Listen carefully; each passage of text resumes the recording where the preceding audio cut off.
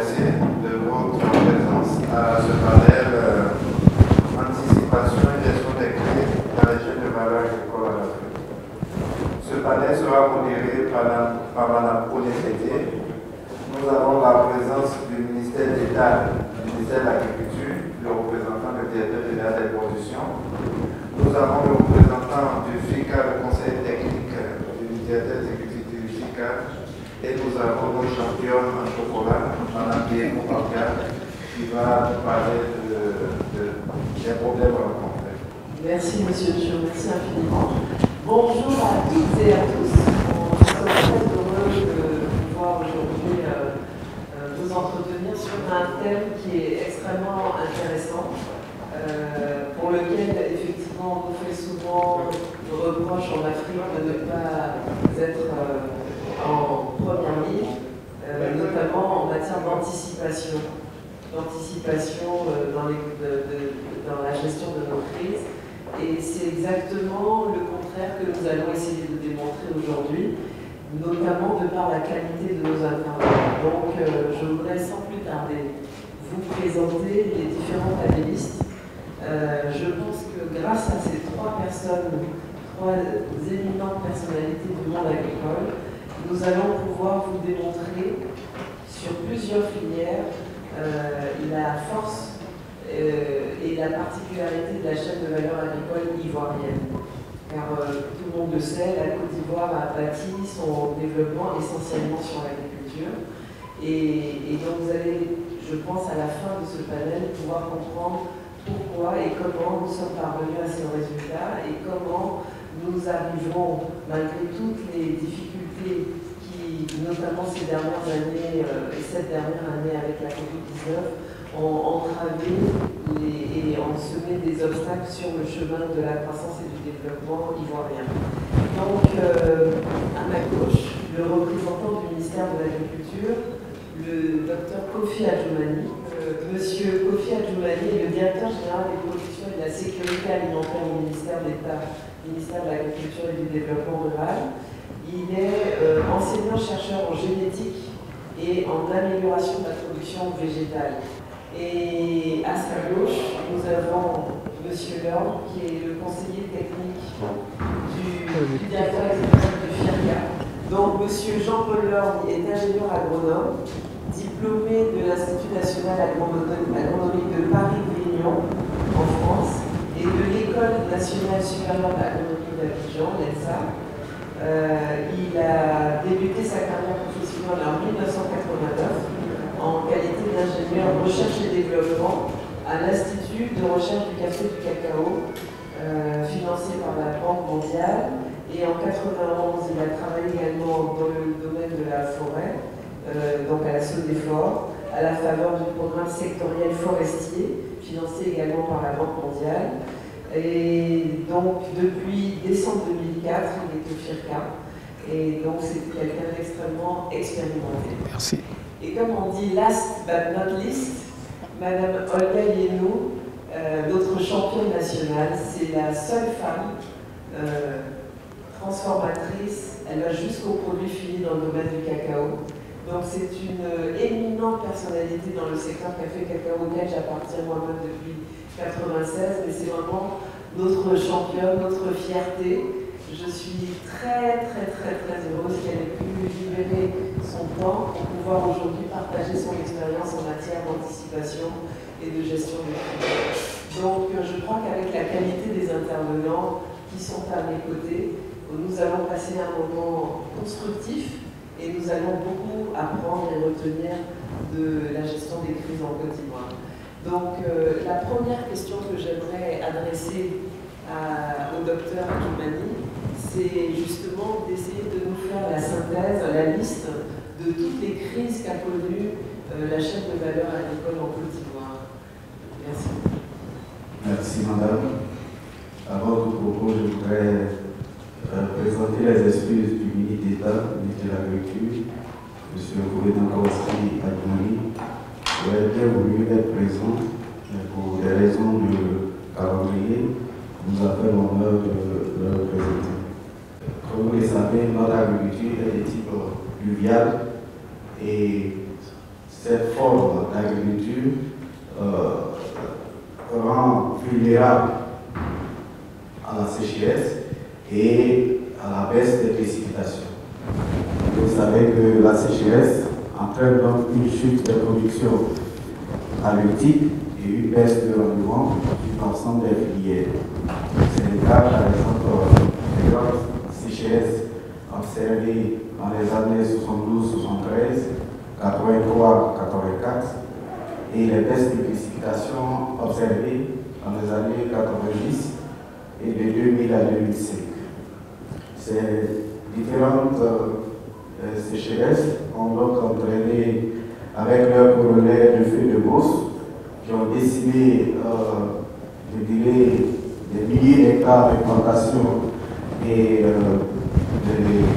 des forêts. Ces sécheresses ont impacté négativement l'agriculture. Et donc, pour faire face à ces crises climatiques, l'État a mis en place un plan ORSEC qui, en général, est un mécanisme de coordination au niveau communal, régional et même dans les villages qui permet de gérer les urgences liées aux catastrophes susceptibles de venir.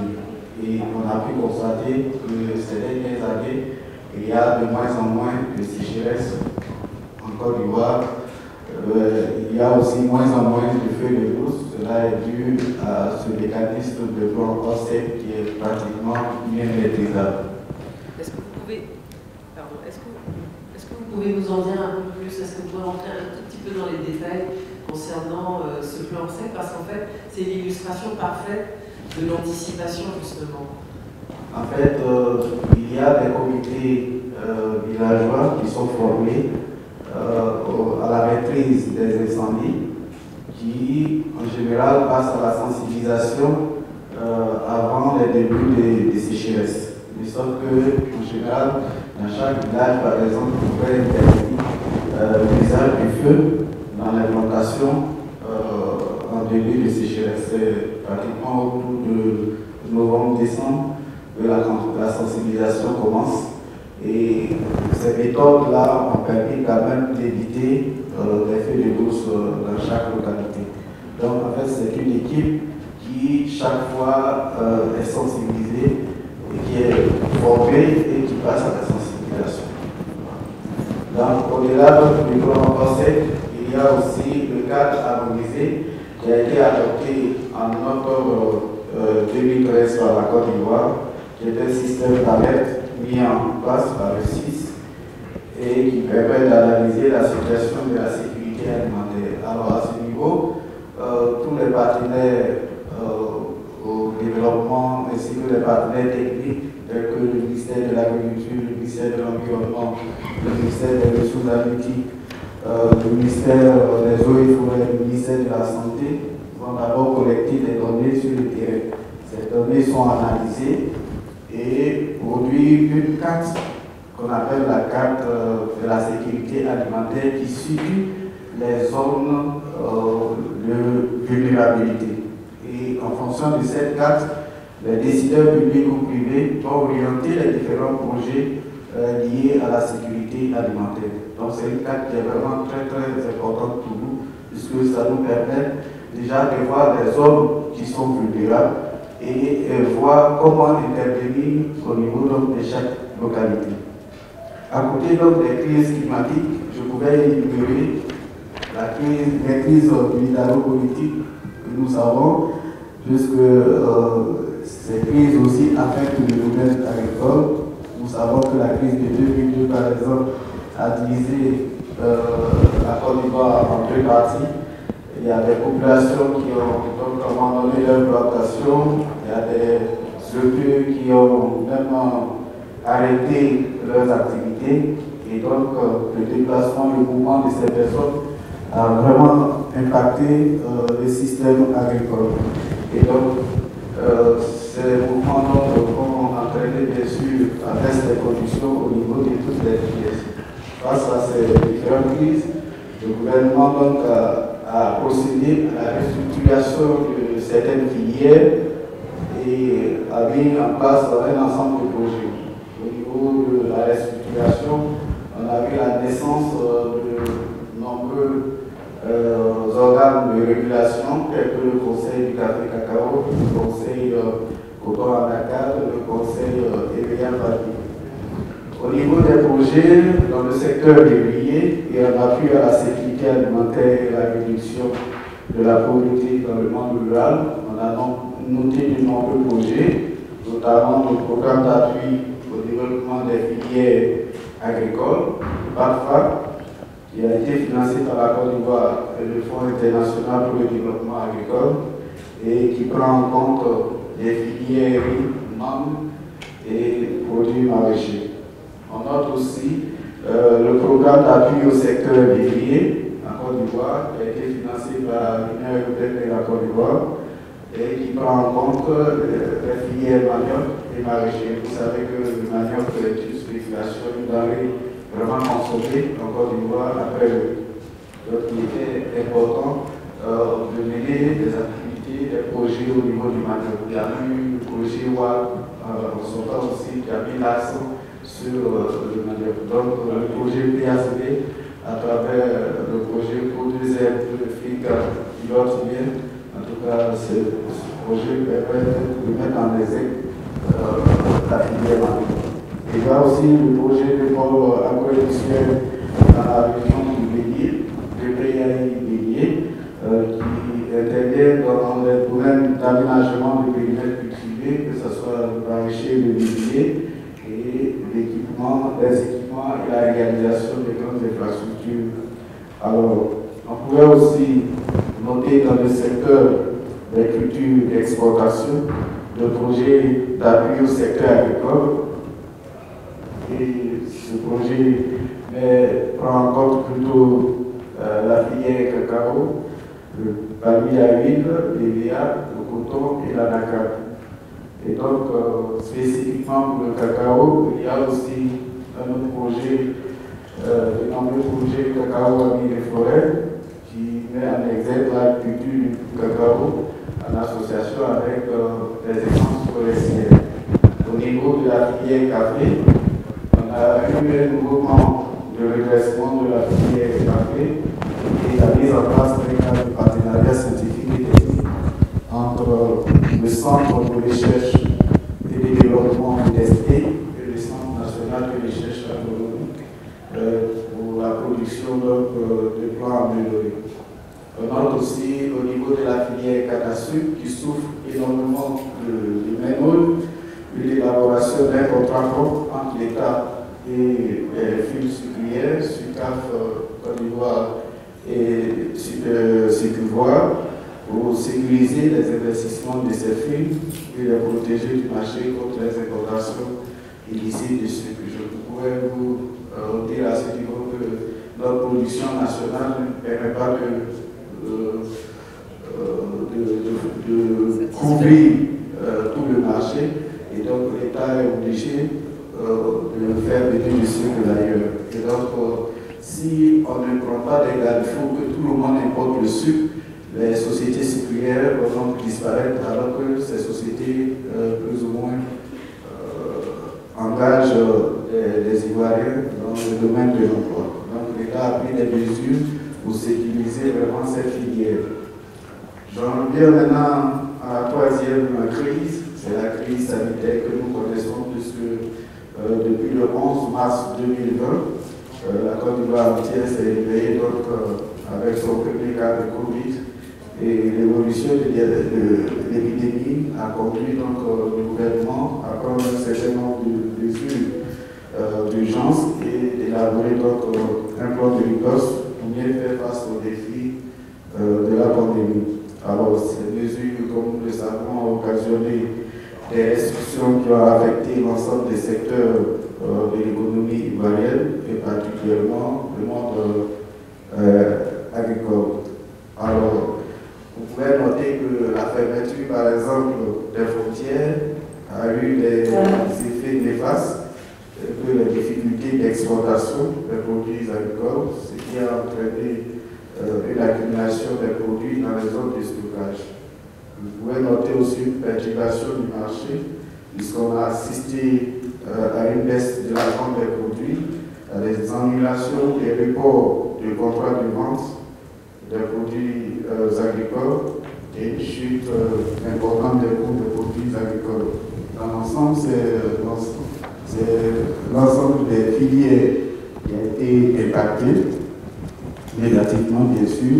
Et à titre d'exemple, dans la filière anacarde, on a assisté à une baisse du prix mondial de moins de 25%, ce qui a entraîné, bien sûr, une baisse du prix aux producteurs qui se négocie entre 150 et 300 francs, alors que l'État de Côte d'Ivoire, en son temps, avait fixé le prix du kilogramme d'anacarde à 400 francs au démarrage de la saison, de la campagne. Deuxième élément, c'est au niveau, par exemple, de la filière IEA, qui a connu aussi une chute des coûts, puisqu'on a assisté à la suspension des achats du fonds de tasse par les usiniers et des difficultés avec des exportateurs. La filière mangue aussi a été largement impactée et a subi pratiquement les mêmes difficultés. Et là, le drame, c'est que la mangue ne se conserve pas durant longtemps. Et donc, la fermeture ayant duré sur cette période, cela vraiment occasionné de non-traite au niveau de la filière mangue. Le gouvernement a annoncé d'importantes mesures avec un décaissement de 61 milliards 16 sur les 100 milliards prévus aux filières agricoles. Donc, il y a aussi des partenaires techniques et financiers qui ont apporté un financement de 30,8 milliards. Alors, cela a permis donc l'apurement total de la subvention de la filière anacarde pour la campagne 2020 et le démarrage de l'opération de piégeage des mouches des fruits par la distribution donc, de 20 000 pièges au niveau de la mangue et la production complémentaire d'environ 9 000 tonnes de maïs et 105 000 tonnes de manioc. Je pouvais aussi échanger avec vous sur les crises internes aux filières parce que chaque filière a ses difficultés et donc en général on a pu noter que ces crises internes sont dues en général au conflit d'intérêts entre les acteurs. Dans le cas de l'EBA et de la BAU, moi je le doyen n'est pas là, sinon dans le mécanisme de la fixation des prix, nous sommes en train de résoudre une crise entre les acteurs, entre les producteurs et les transformateurs de première et deuxième transformation. On a aussi, au niveau des crises internes, des causes liées à des réformes mal structurées ou mal coordonnées, ou mal exécutées. Ça, ce sont des éléments que nous voyons souvent, soit le projet est mal ficelé au départ, et donc soit on a atteint des surproductions sans tenir compte du marché, et donc ça aussi, ce sont des crises internes que nous devons voir ensemble. À côté de ces différentes crises, il y a une nouvelle crise qui est gestante, puisque depuis le mois de septembre, on assiste donc à une montée impressionnante des intrants. Ça, c'est un problème qui va vraiment impacter aussi le monde agricole. Quand je parle d'intrants, il s'agit des pesticides et surtout des engrais. Il y a des filières qui dépendent fortement des engrais, les filières coton par exemple. Nous apprenons que depuis septembre, les coûts des engrais ont augmenté.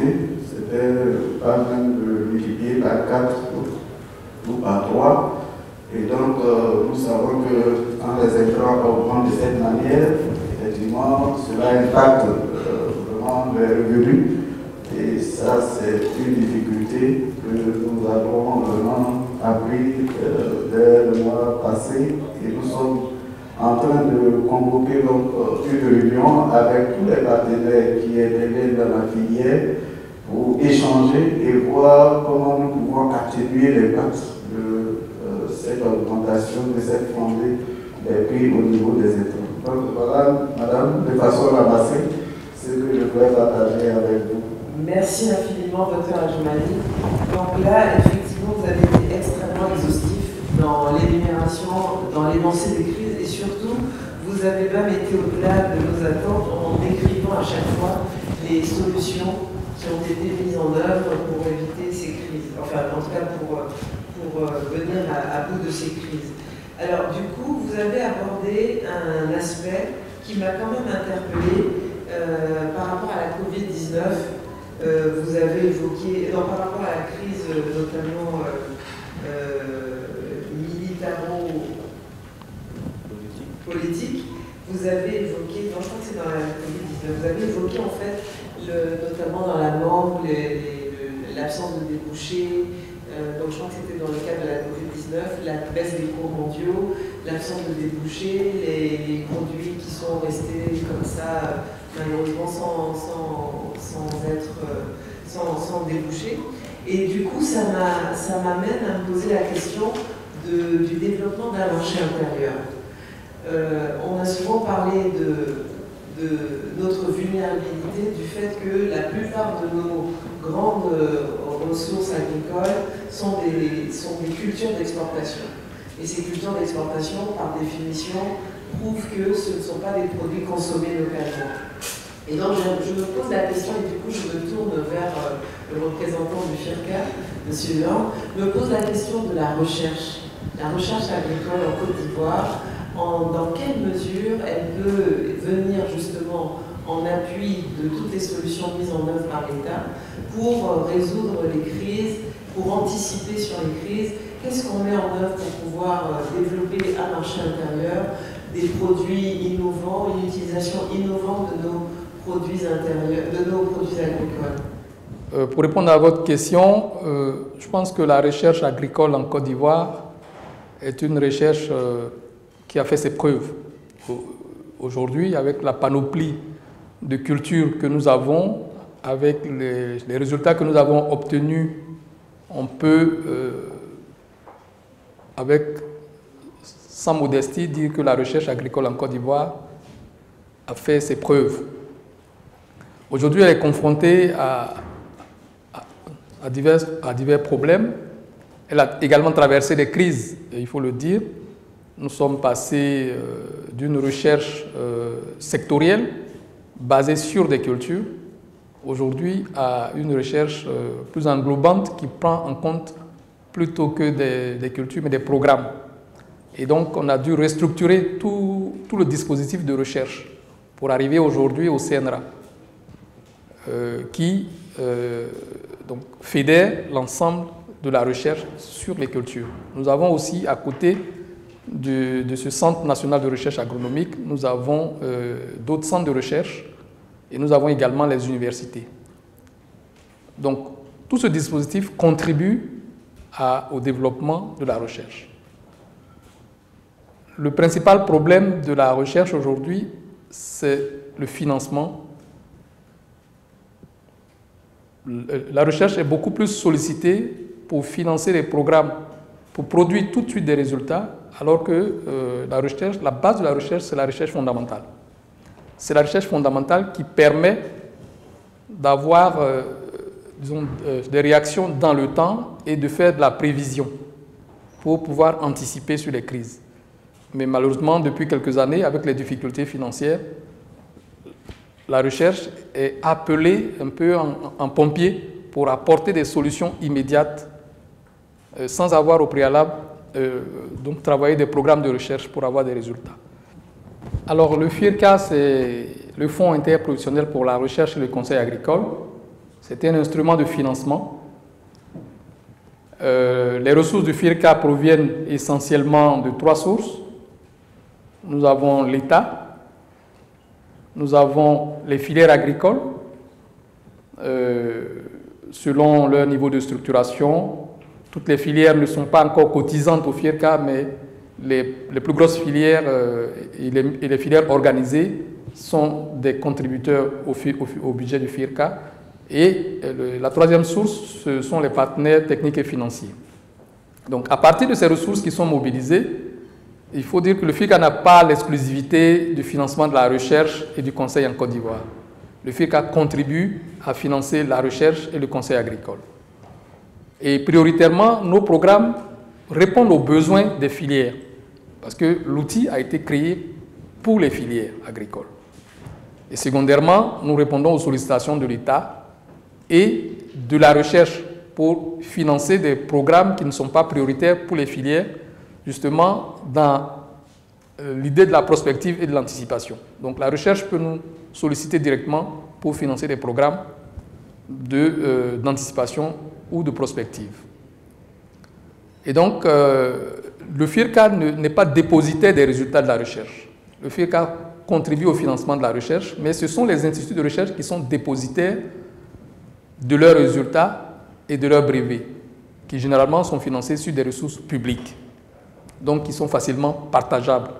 Donc pour tout investisseur, il faut qu'il se rapproche de ces instituts qui ont les résultats et qui sont prêts à les mettre à la disposition de tout investisseur. Parce qu'on ne fait pas la recherche pour garder les résultats dans les tiroirs, on fait la recherche pour que ces résultats soient publiés et contribuent au développement du pays. Donc voilà un peu la démarche pour tous ceux qui veulent investir.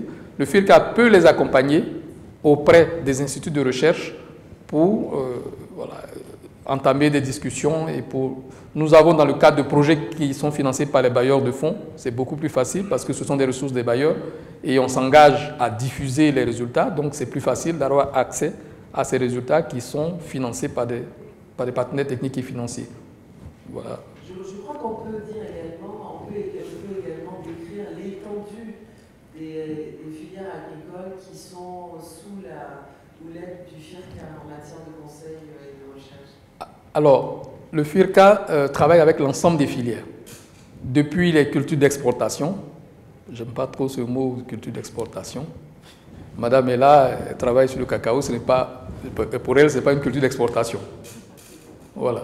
Donc, depuis les cultures d'exportation jusqu'aux cultures vivrières, en passant par les ressources animales, l'ensemble des ressources animales, élevage, pêche, pisciculture, et puis tous les bovins, les ovins, la volaille, toutes les filières sont de fait membres du FIRCA.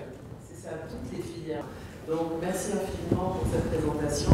Je pense que j'essaie de vous donner le temps pour qu'on ait largement, on ait un peu plus que 10 minutes pour les questions, parce que dans mon projet, nous n'avons que 10 minutes pour les questions, mais je pense que le thème est tellement intéressant et surtout on le veut très pragmatique, et donc je pense que c'est utile et important qu'on puisse se réserver un certain temps pour poser des questions de manière très concrète.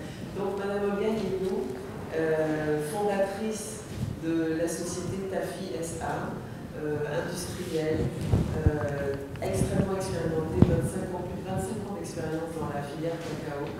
Vraiment, je voudrais qu'à l'énoncé de tout ce qui a été dit, les différentes crises que vous avez vécues en tant qu'entrepreneur, que ce soit des crises par rapport à la production, on parlait de la sécheresse, donc la pénurie en matière d'approvisionnement, la concurrence, les crises militaro-politiques, la crise de la Covid-19, enfin tout ça, vous avez dû y faire face, vous avez transcendé toutes ces crises et vous êtes là aujourd'hui pour pouvoir illustrer et vous développer un petit peu vos méthodes, votre capacité d'anticipation et surtout de résilience par rapport à toutes ces crises. Et en fin de parcours, j'aimerais que vous partagiez avec nous votre rêve, votre vision, comment vous vous projetez dans 10 ans, forte de l'expérience que vous avez accumulée dans le secteur. Ok, merci beaucoup. Et effectivement, nous sommes des survivants, très heureux de survivre parce qu'une crise, c'est quelque chose qu'on ne maîtrise pas, on n'a aucun impact sur la crise, elle arrive. Maintenant, c'est le regard qu'on porte sur la crise qui va déterminer notre réaction vis-à-vis de la crise. Alors, Covid apparaît pour nous comme une petite goutte d'eau en termes de crise. Parce qu'avant Covid, dès la naissance même de la société, on a traversé plusieurs crises beaucoup plus graves. Donc, nous avons démarré effectivement en 2012. Avant 2012, la première crise, c'était la crise de 2010. On était en plein montage d'usines. on était très inquiets, on se demandait qu'est-ce qui allait arriver aux équipements, si l'usine était attaquée, etc. Bon, ok, ça s'est très bien passé, il n'y a rien eu. Ensuite, on a démarré en 2012 avec quelque chose de complètement inattendu, c'est le changement de la fiscalité de la filière, et le changement du DUS, etc. Et ça, ce n'était pas pris en compte dans notre business plan, donc on a eu ça de plein fouet. Alors là, je crois qu'il faut juste expliquer pour les non-initiés au cacao. En fait, le cacao, c'est une filière un peu, c'est la première recette d'exportation, c'est une filière extrêmement importante pour laquelle on fonctionne dans un système stabilisé. Et ça veut dire que l'État prévend sa récolte de cacao à des opérateurs et à des exportateurs. Et en contrepartie, on a tous les coûts qui rentrent dans le compte d'exploitation de l'exportation sont déterminés à l'avance, y compris donc la fiscalité. Et pendant des décennies, la transformation était encouragée et concrètement, ça se traduisait par une baisse des droits d'exportation. Donc, les transformateurs, les industriels payaient moins de droits d'exportation que les exportateurs de fèves. Et en 2012, ça s'est arrêté. Ça s'est arrêté, voilà. Et vous avez dû payer la même chose que les exportateurs de fèves. Exactement. Et ça, c'est un gros tribut. Alors, après cette crise-là, il y a ce que vous avez appelé crise récurrente, c'est la crise du financement. De 2012 jusqu'en 2018, on n'a pas trouvé de financement de l'activité. Personne ne peut exercer dans le cacao si une banque ne prête pas de l'argent pour acheter à l'avance le cacao. Donc ça, on a dû faire face à ça. Ça veut dire quoi? Ça veut dire qu'on a eu une capacité de 4 000 tonnes et on a travaillé à peine à 2-3% de la capacité pendant 6 ans. Donc on n'a pas travaillé, c'est ce que ça veut dire. Et la réaction qu'on a eue, c'est de dire, bon, ok, si on ne peut pas aller à l'export par manque de financement, qu'est-ce qu'on peut faire? On a décidé de changer d'activité parce que notre première activité, c'est la première transformation des fèves au semi-fini. Et c'est cela qui nous, dans cette activité-là, on était bloqué par le manque de financement. On s'est dit, bon, ok, on a quand même un marché local. Qu'est-ce qu'on fait? Et tout de suite, on s'est retourné, on a commencé à faire des produits finis et on a mis sur le marché un produit, je vais dire, radicalement différent de ce que la concurrence propose, c'est-à-dire de la poudre de cacao sans sucre. Donc, on a mis le cacao au niveau des adultes. Parce que vous avez constaté que les adultes vont consommer du café et du thé et pas des produits cacaotés parce que avec trop de sucre et ce n'est plus soutenable pour un adulte. Depuis 2020, l'impact de Covid sur la production des produits finis, passé les premières heures de peur, de confinement, on s'est dit non, si on s'arrête là, on va disparaître complètement. L'unité de production à San Pedro est à l'arrêt, on ne fait pas d'exportation. Et maintenant, est-ce qu'on va encore arrêter la production pour le marché local? On s'est dit non. Donc, passé les moments de peur, on avait arrêté la production pendant, je dirais, presque 1 mois. On a rappelé le personnel en mettant en place des mesures de protection. Parce que, en fait, il fallait protéger le personnel pour qu'on puisse continuer à produire. Protéger le personnel, qu'est-ce qu'on a fait? On a mis en place des transports groupés. Dans ces taxis-là, on ne pouvait trouver que notre personnel. Et sur le site de production, on a réduit les équipes. Au lieu de travailler en une équipe avec 15-20 personnes, on travaille en 2 équipes avec 10 personnes pour respecter les mesures barrières. Et la bonne nouvelle, c'est que dans cette période-là, on a eu les meilleurs chiffres d'affaires. Donc on était content de revenir sur le marché. Fin 2020, on a trouvé des chocolatiers enfin pour le tourteau et on a redémarré la partie exportation de semi-fini, toujours avec le beurre aux États-Unis. Le tourteau, on continue à vendre en Russie et en Chine. Alors, je disais tout à l'heure, Covid est une goutte d'eau parce que les premières crises nous ont laissé des cicatrices et ces cicatrices-là, en fait, nous avons fait notre courbe d'apprentissage qui fait qu'aujourd'hui, à fin septembre, on a fait pratiquement 1000 tonnes, ce qu'on n'avait jamais fait auparavant. 1000 tonnes, c'est 30% je dirais plutôt 25% de notre capacité. On a pu avoir un chiffre d'affaires qui dépasse le milliard, ce qu'on n'avait jamais fait auparavant. On a bénéficié, et ça, ce sont des éléments qui sont arrivés pendant la crise, de la baisse de la caution d'agrément pour les transformateurs locaux. C'est passé de 200 millions à 25 millions. Et ça, pour nous, c'est une bouffée, parce qu'on a pu utiliser l'argent pour investir dans les produits finis. Parce que pour nous, l'avenir, c'est les produits finis. Ce n'est pas l'exportation de semi-finis, ce sont les produits finis. Donc, on a augmenté notre capacité de production de produits finis aujourd'hui. Qu'est-ce qu'on a bénéficié? Et là, j'ai seulement signé cette semaine pour la convention pour le prêt Covid. Donc, ça, c'est une très bonne nouvelle pour nous. L'autre chose, c'est qu'enfin, on a trouvé une banque locale qui nous finance déjà l'agrément, la caution a baissé, mais on a un financement de cette caution-là. On a un financement du fonds de roulement des produits finis avec une banque locale. Et pour moi, c'est vraiment très, très positif. Donc, Covid, c'est une crise qui nous a permis de profiter de toutes les autres crises qu'on a connues avant. On a fait notre courbe d'apprentissage. Au niveau personnel, au niveau des effectifs, en 2021 plutôt, on est passé d'un effectif de 16 parce que avec tous les arrêts qu'on a eu, on était réduit à 16 au niveau des produits finis. Aujourd'hui, nous sommes à 63. Nous avons même eu le luxe de faire un peu de RSE, de contribuer en recrutant 17 très jeunes filles du programme civique. Ce sont des jeunes filles du programme civique de volontaires. C'est l'État de Côte d'Ivoire qui organise ça. Et donc, on a recruté ces jeunes filles-là qui ont fait 6 mois dans notre entreprise. Et à la fin des 6 mois, on va en retenir pratiquement 80%. Je crois que ça s'appelle. Alors, tout à l'heure, vous avez dit quelque chose de très, très important, c'est que c'est le marché local. Parce que quand l'export ne marche pas, il faut qu'on puisse se baser. Et nous, c'est le marché local qui nous a permis de tenir de 2016 jusqu'en 2020. C'est vraiment ça. Il faut développer. Bon, j'ai entendu parler de la recherche. À notre niveau, qu'est-ce qu'on a fait? On a créé ce qu'on a appelé la baguette ivoirienne. Imaginez 5% de poudre de cacao dans tout le pain que nous mangeons en Côte d'Ivoire. Ça va faire une consommation importante de poudre de cacao. Et il y a d'autres produits dans lesquels on peut insérer la poudre de cacao.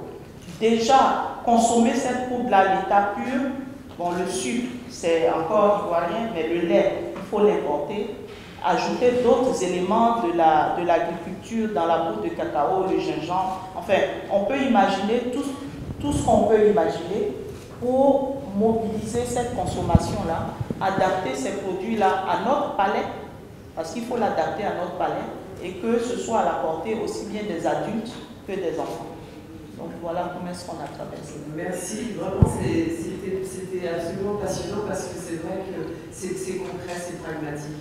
Alors vous avez sur la fin abordé le volet recherche. Oui. Est-ce qu'en tant qu'entrepreneur, par rapport à toute cette crise que vous avez vécue de 2016 à 2020, vous avez eu le réflexe ou l'idée de vous rapprocher notamment par exemple du FIRCA ou du CNRA? Est-ce que, si oui, qu'est-ce que ça a produit comme résultat? Et sinon, pourquoi? Alors, je dirais non, mais c'est de la méconnaissance de notre part. Aujourd'hui, j'ai appris beaucoup de choses. Je pense que le FIRCA intervient dans les taxes qu'on paye. C'est juste là que je vois FIRCA, je fais le chèque. Mais je ne savais pas qu'on pouvait s'approcher de cette structure-là et qu'elle pouvait contribuer au financement et surtout à la recherche, non. Comme on est dans le domaine agroalimentaire, je ne suis pas chimiste, je suis ingénieur électromécanicienne. J'évite de faire de l'alchimie. Donc, mettre de la poudre de cacao dans du pain, bon, tout le monde peut faire ça dans sa cuisine. Des choses simples qui n'ont pas forcément besoin de la recherche, mais à un moment donné, la recherche peut venir confirmer ce qu'on est en train de faire. Au niveau, on n'a pas forcément, on n'est pas à zéro au niveau recherche. On a participé à des thèses de médecine et de pharmacie depuis 2017. Depuis 2017, notre poudre de cacao a permis aux étudiants, sous le contrôle sous la direction de leurs professeurs, de tester l'impact sur la tension, par exemple, sur le cholestérol avec cette poudre-là. Aujourd'hui, il y a une publication scientifique qui dit simplement qu'avec 10 grammes de poudre de cacao par jour, ils ont observé la baisse de la tension chez des jeunes qui n'ont pas de problème de tension. La tension baisse et se stabilise. Donc ça, c'est une recherche et on a été très très content que notre produit ait été sélectionné pour ça. J'ai pas bien compris. Des gens qui n'ont pas de problème de tension ont une tension qui baisse de vie. Disons que c'est cette première population-là qui a servi à faire ces études-là. Ils ont choisi des hommes, des jeunes étudiants. Pourquoi pas les femmes? Parce que le cycle hormonal peut faire varier la tension. Donc on a choisi des jeunes hommes qui n'ont pas de problème de tension. C'est le début de la recherche.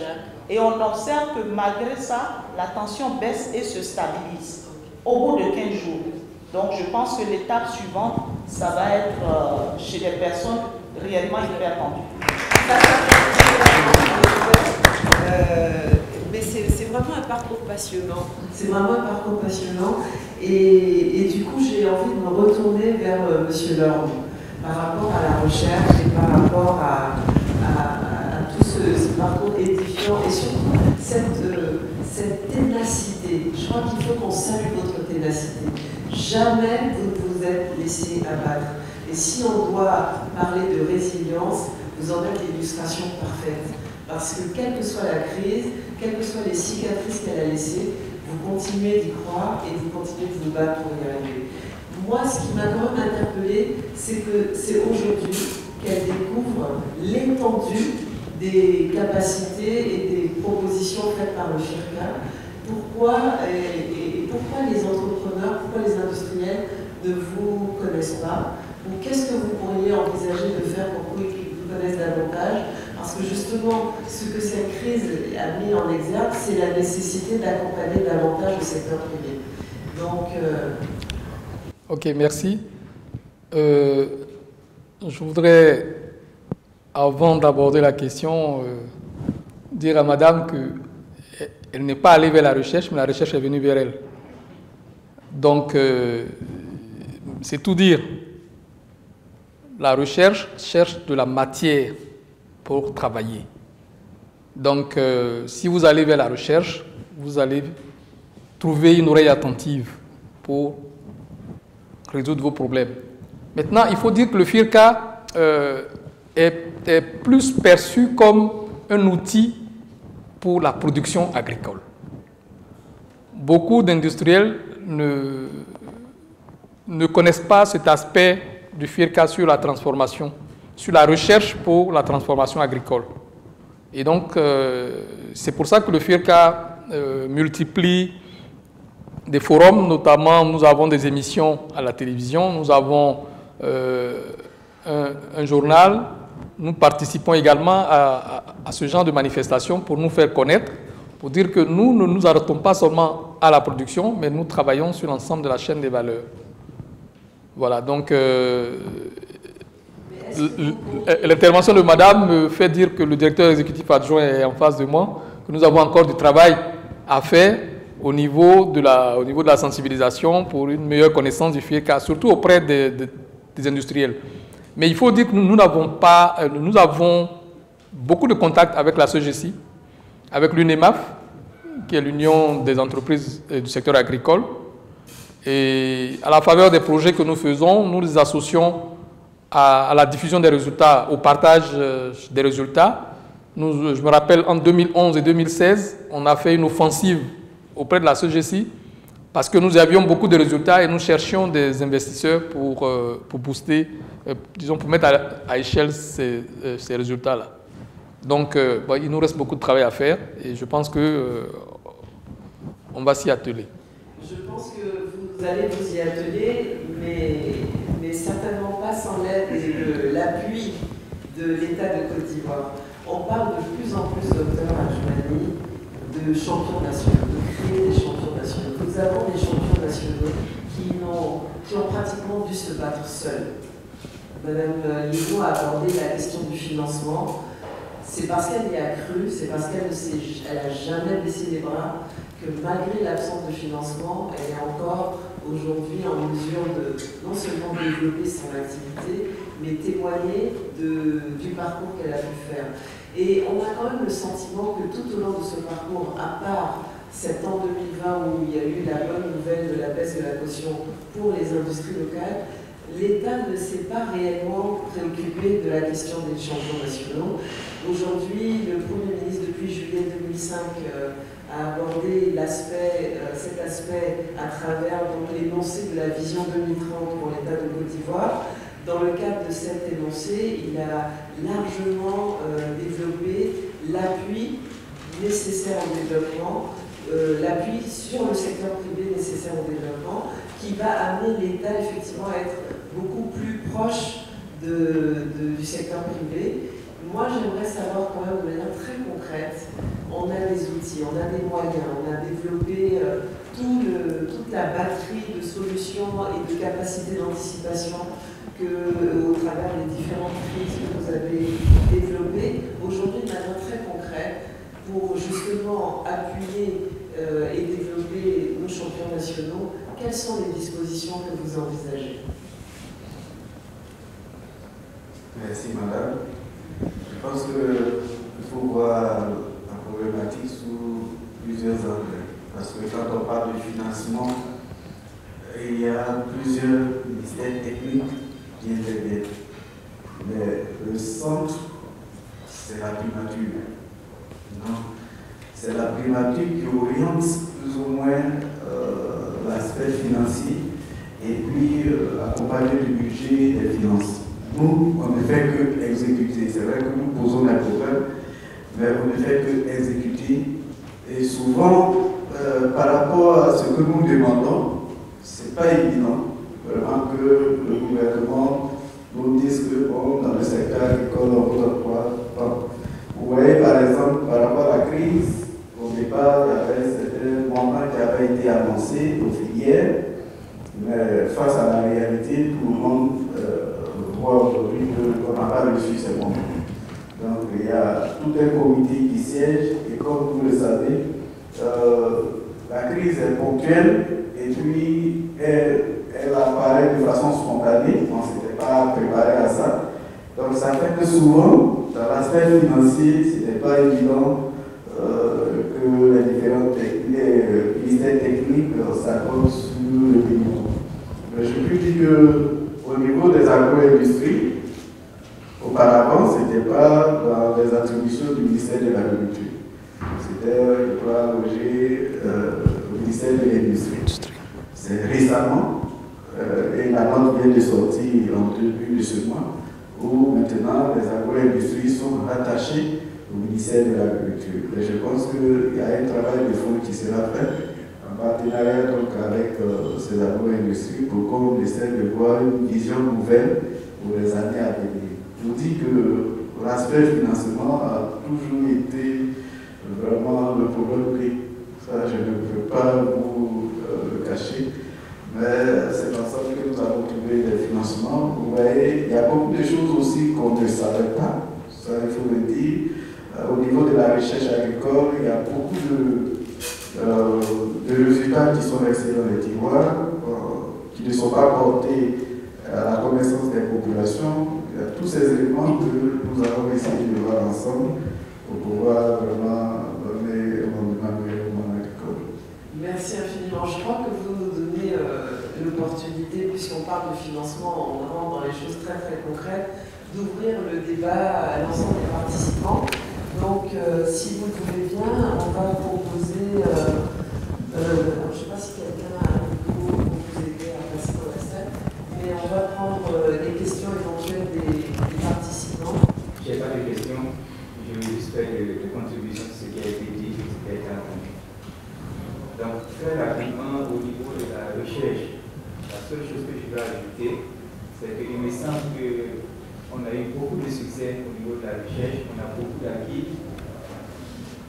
Mais il faut que la recherche en Afrique, et plus particulièrement en Côte d'Ivoire, fasse sa transformation structurelle profonde, change de paradigme. Et moi, je plaide, c'est ce que je dis toujours à mes collègues chercheurs, comme j'ai eu le bonheur d'être chercheur aussi pendant 9 ans, de dire qu'il faut arrêter, il faut passer à un autre cap, c'est-à-dire arrêter de vendre la connaissance. Ce dont nous avons besoin aujourd'hui, c'est de vendre des produits, des applications concrètes, comme on en a besoin, etc. C'est vrai, pour pouvoir vendre les produits, il faut aussi faire la recherche fondamentale, tout ça c'est bien beau, mais on a plus besoin d'avoir des produits que de la connaissance. On est tous d'accord qu'il faut connaître comment les chromosomes fonctionnent dans le manioc, puis c'est la mitose, après, je parle de ça parce qu'il y a un généticien devant nous, la mitose, les mitochondries, tout ça c'est bien beau. Mais après, l'industriel, franchement, les mitochondries, les chromosomes, le X, le X à cette position, vraiment c'est pas trop ça. Je ne dis pas que l'autre n'est pas important, hein, mais il y a besoin plus de produits de recherche. Technologique. Merci beaucoup. On a envie de transformer des produits locaux. Où est-ce qu'on peut s'orienter?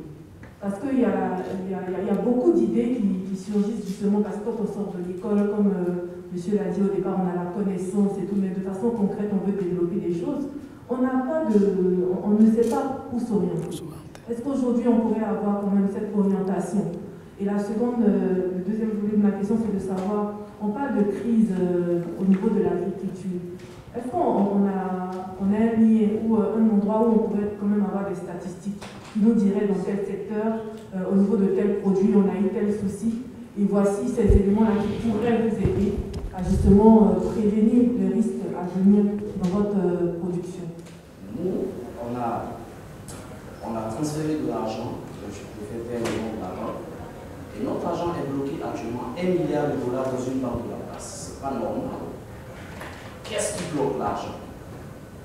Qu'est-ce qui s'est passé? Je ne sais pas. Je suis désolé, on était obligé d'avoir recours à la Chambre de commerce internationale. Ce n'est pas normal. Et ça, c'est le problème qu'on a avec les pays francophones.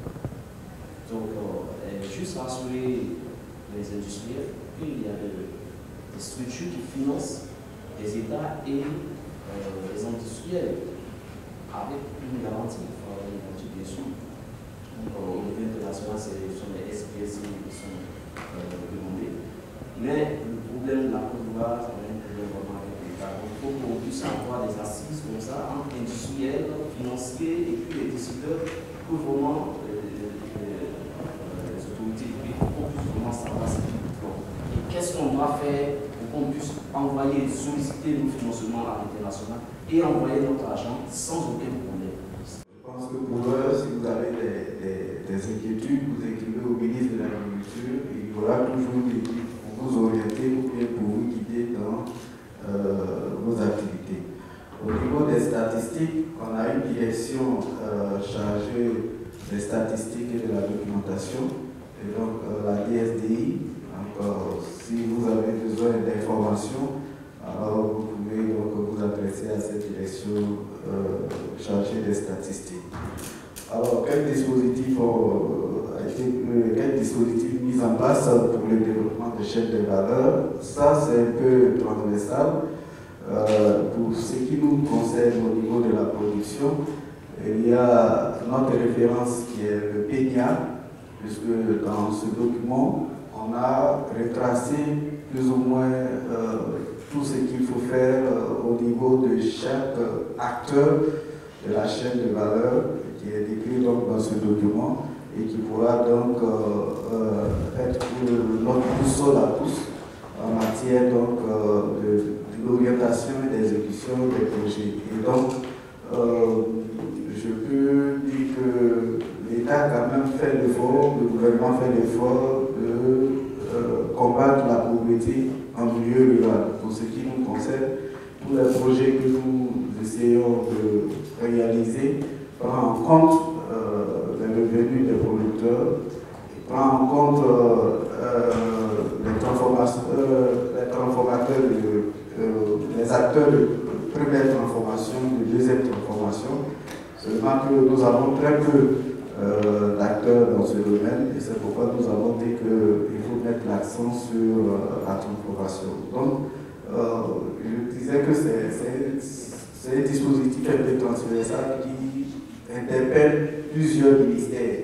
Et donc, c'est en fonction des problèmes qui sont posés au niveau des acteurs qu'on réagit. Et en général, c'est la primature qui pilote tous ces dispositifs. Mais madame, l'idée posait la question de savoir s'il y avait un lien éventuel qui pouvait communiquer une adresse. Alors, est-ce que ça veut dire que si on tape gouv.ci, on peut avoir, par rapport à la gestion des crises et la résilience, les différentes solutions, les différentes, de manière concrète, les différentes propositions faites par l'État pour y remédier?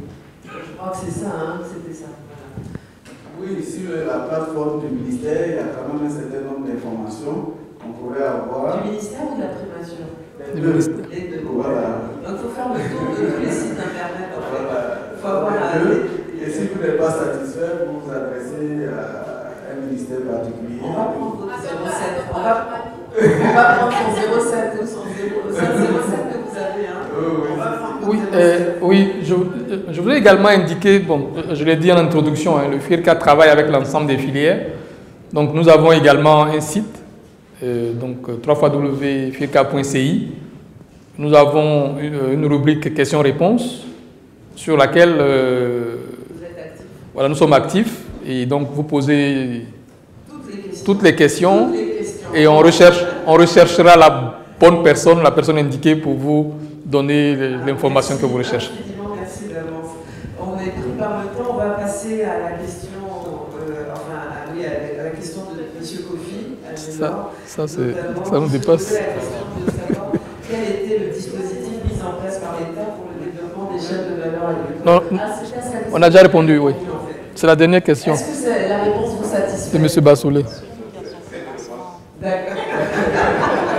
C'est une réponse. Bon, ça c'est... On ne va pas développer ni détailler le commentaire. Alors, M. Bassoulé pose également... Le blocage des transferts des capitaux, ça c'est vraiment, ça dépasse un peu la compétence. Ça, je ne peux pas vraiment vous répondre. Ça, c'est trop lourd. Non, financier. Mais je pense, alors moi je veux peut-être détailler un peu la vision 2030. J'ai eu la chance de participer à plusieurs rencontres à la primature et donc on a eu à chaque fois l'énoncé des dispositions et des grands paradigmes proposés par l'État de Côte d'Ivoire dans le cadre de sa vision 2030 qui va se décliner de manière très concrète dès 2025. En fait, globalement, l'État de Côte d'Ivoire a décidé que pour continuer de développer l'activité économique, il fallait désormais intégrer comme paradigme que c'était le secteur privé qui allait contribuer au développement. Et ça nécessitait donc un changement radical dans le rapport entre l'État et le secteur privé. En d'autres termes, il a clairement mentionné que désormais l'État serait au service du secteur privé. Ça veut dire que pour répondre à Mme Lédé, on doit avoir des interlocuteurs beaucoup plus facilement, on doit avoir des gens disponibles pour pouvoir répondre à nos préoccupations. Lorsque Mme Yeno a des difficultés particulières en lien avec une crise particulière, elle doit pouvoir bénéficier par anticipation des solutions mises en œuvre sans que ça passe par un jury et qu'elle passe 2 fois l'examen. Hein, je fais référence à l'utilisation du fonds.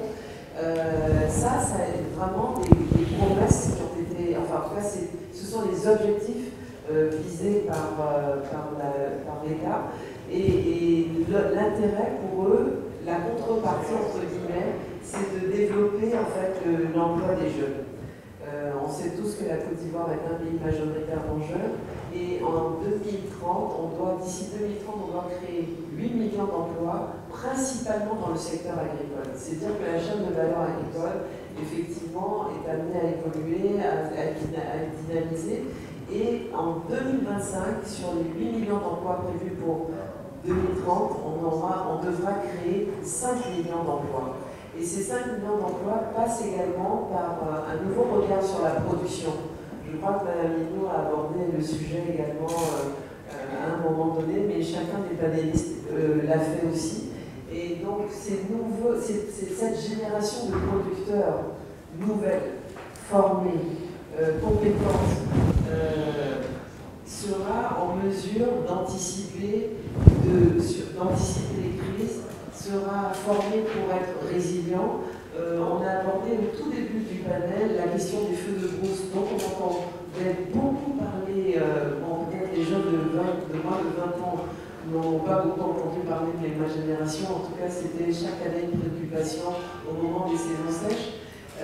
Donc cette nouvelle génération de producteurs et d'acteurs dans le domaine agricole qui va voir le jour avec la volonté de l'État de Côte d'Ivoire, va, à mon avis, poser toutes ces problématiques de manière très concrète. On ne peut pas créer 8 millions d'emplois, dont la majeure partie seront en profession libérale, entre guillemets, puisque ce seront des gens qu'on va rappeler à la production, sans aborder de manière beaucoup plus concrète, pragmatique, simplifiée la question du financement. Donc j'ai bon espoir que les choses évoluent positivement. Je crois que nous n'avons plus que quelques minutes pour terminer. Donc, mais pourquoi, depuis des années, moi je suis dans le CACA depuis 87, j'entends ça, je ne vois rien. Même le papier, je me rappelle, on m'a ramené une feuille de papier du Costa Rica fabriquée à partir de parches de cacao. Pourquoi on ne fabrique pas du papier à partir de nos produits agricoles? Peut-être que les pelures de banane ou d'autres choses pourraient servir. Hier, j'ai vu un document où avec la pelure de banane, en fait, quand on la fait bouillir, c'est un aliment qui est riche et qui contient plein de choses alors qu'on passe notre temps à la jeter. Donc l'État, monsieur l'État, aujourd'hui c'est vous. Qu'est-ce que vous avez à nous répondre et comment vous pouvez ouvrir nos horizons et nous donner un peu d'espoir pour qu'on sache qu'en investissant ici, on a l'assurance d'un marché local qui couvrira déjà la part de chiffre d'affaires qu'on a besoin de réaliser avant même de s'intéresser à l'international. Ok, c'est vraiment difficile de vous répondre parce que moi-même j'ai des points de vue similaires. On s'interroge tous pourquoi ça ne marche pas, pourquoi est-ce qu'on n'oriente pas les Ivoiriens vers le marché local, pourquoi le gouvernement lui-même ne prend pas des initiatives. Vous voyez par exemple au niveau du cacao, bien du café, tout laisse à croire qu'on produit et puis on oblige, j'ai vu ce thème-là, on oblige les Européens à consommer, de sorte que nous puissions avoir les revenus. Vous voyez que c'est paradoxal, c'est-à-dire nous-mêmes on ne se soucie pas de la consommation locale. L'Ivoirien lui-même, en tout cas, ne consomme pas assez de café, ne consomme pas assez de chocolat. Alors, quelle initiative est prise pour que nous-mêmes nous intéressons aux produits que nous-mêmes nous produisons? Donc ça fait partie des problématiques. Mais je pense que nous avons déjà en vision de créer l'agence ivoirienne pour la sécurité sanitaire des aliments. Et le dossier avance très bien, puisque c'est dans ce noyau-là que ces questions seront vraiment traitées. De sorte qu'on emmène les décideurs à pouvoir prendre vraiment des solutions pour pouvoir recadrer vraiment le système agroalimentaire. Et je pense que le dossier avance très bien. Si ce document est signé, je pense que l'agence pourra quand même... Vous êtes un vrai politicien, parce qu'en fait, vous faites une promesse pour tout de suite demain, pas tout de suite là, mais demain ça va arriver. Oui, mais en tout cas j'ai espoir, parce que moi-même j'ai les mêmes inquiétudes que vous. La problématique que vous soulevez, elle n'est pas seulement adressée à l'État, elle est adressée aussi aux industriels. Parce qu'il faut qu'il y ait un lobby des industriels pour porter leur voix auprès de l'État, pour lui faire prendre des décisions.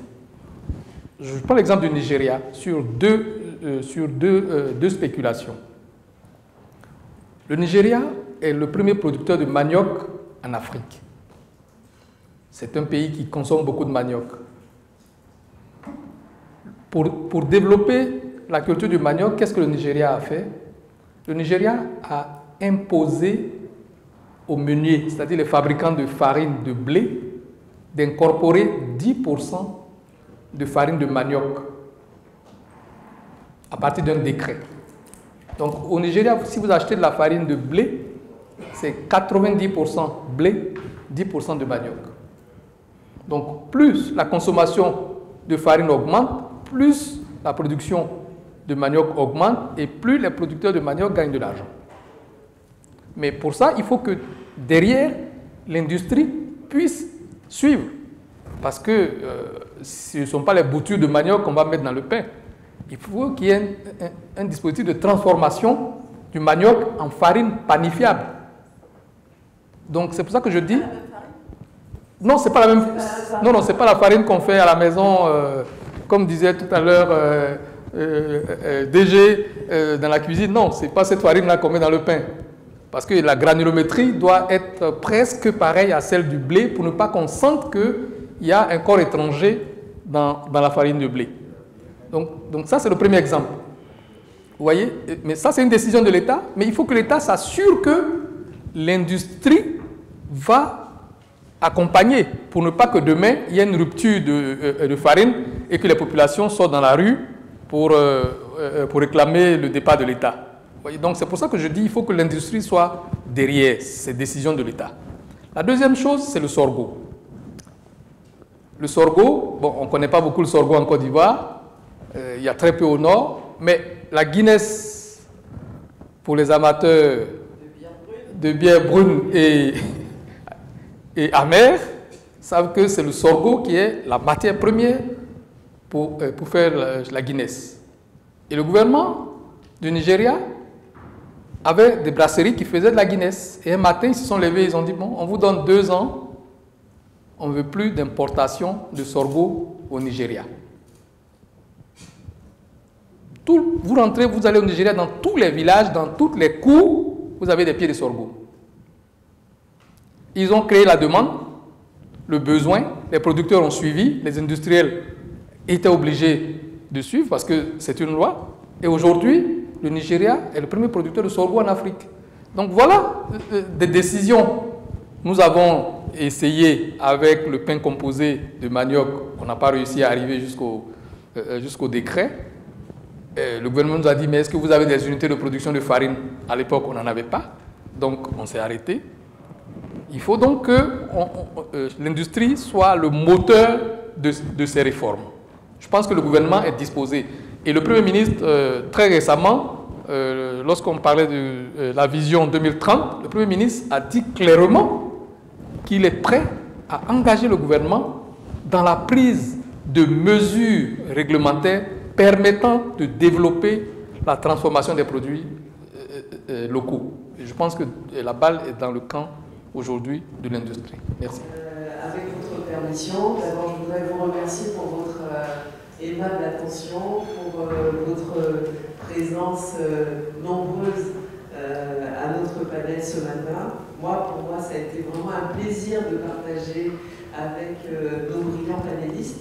Mais je voudrais quand même, avant de conclure et de clore cette séance, je voudrais quand même laisser à chacun d'entre vous quelques minutes pour donner le mot de la fin. Docteur. Ok, je voudrais donc, au nom du ministre d'État, du ministre de l'Agriculture et du Développement rural, M. Covenant Kossel, remercier la CDC et tous ceux qui ont contribué donc, à la réussite de cet événement. Ce fut un plaisir pour nous vraiment de partager ce panel avec les dinosaures du monde agricole. Je voudrais vraiment vous remercier et surtout dire merci à l'ensemble de l'équipe. Merci. Je voudrais également, au nom du directeur exécutif du FIRCA, nous associer aux remerciements de M. le directeur général des productions, remercier la CGC, mais également remercier les participants à ce panel.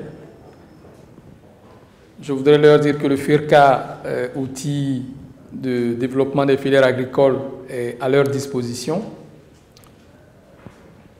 pour des informations, pour des conseils. Nous avons des experts dans toutes les filières. Nous sommes également, depuis quelques années, nous accompagnons l'innovation agricole à travers un projet, mais également le financement d'un concours annuel de l'innovation agricole. Nous avons des lauréats qui sont à la recherche de financement pour développer leurs innovations. Et toutes ces informations sont disponibles au FIRCA. Nous encourageons et nous invitons la CESECI, avec qui nous travaillons depuis un certain temps, et je crois qu'on n'a pas encore de partenariat formel. Il faut peut-être qu'on franchisse le pas pour signer un partenariat formel, de façon à ce que nous puissions profiter, je ne dirais pas de votre argent, mais bon, de vos investissements pour accompagner nos jeunes innovateurs.